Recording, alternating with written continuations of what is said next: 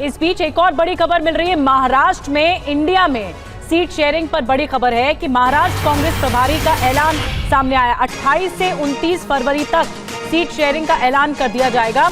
रमेश चेन्निथला ने कहा है कि 28 से 29 फरवरी तक सीट शेयरिंग का ऐलान हो पाएगा।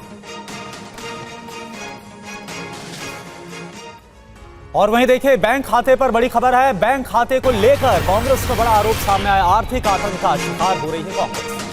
ये बीजेपी सरकार की साजिश है। केसी वेणुगोपाल की तरफ से कहा गया सरकार ने हमारा अकाउंट हाईजैक किया है। ऐसा इतिहास में कभी नहीं हुआ।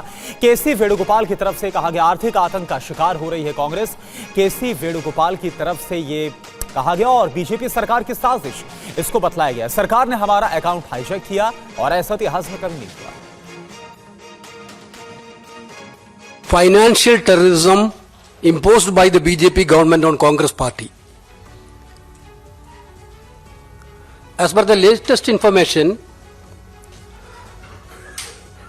from the banks, the BJP government forced the banks of the Congress party, Indian National Congress, to transfer approximately rupees 65.89 crores from our deposits to the government. The details will be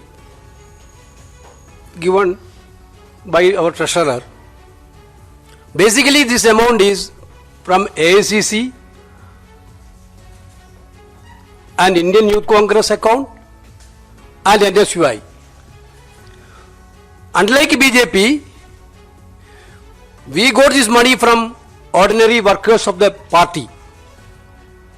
Congress party, you people know that, are extensively going for a crowdfunding, and we are collected money from the poor people of this country. एक और बड़ी खबर है। कांग्रेस नेता अजय माकन का आरोप है कि कांग्रेस के अकाउंट से 65 करोड़ चोरी हुई है। ये चोरी बीजेपी ने कराई है। एसबीआई से भी हमारे अकाउंट से पैसा ले लिया गया। तो अजय माकन के ये आरोप है और देखिए ये कह रहे हैं कि भाजपा सरकार का आर्थिक आतंकवाद देखने को मिल रहा है। कांग्रेस नेता अजय माकन ने क्या कहा है, सुनाते हैं। हमारे 65.88 करोड़ 65.88 करोड़ के ऊपर परसों भाजपा की सरकार, इनकम टैक्स अथॉरिटीज ने डाका डाल करके हमारे पार्टी के कार्यकर्ताओं के पैसे हम लोगों के पास में आया था। वो पैसा हम लोगों के बैंक अकाउंट में जो जमा था उस पे डाका डाल करके, चोरी करके वो पैसा मोदी सरकार अपने पास में लेकर के चली गई।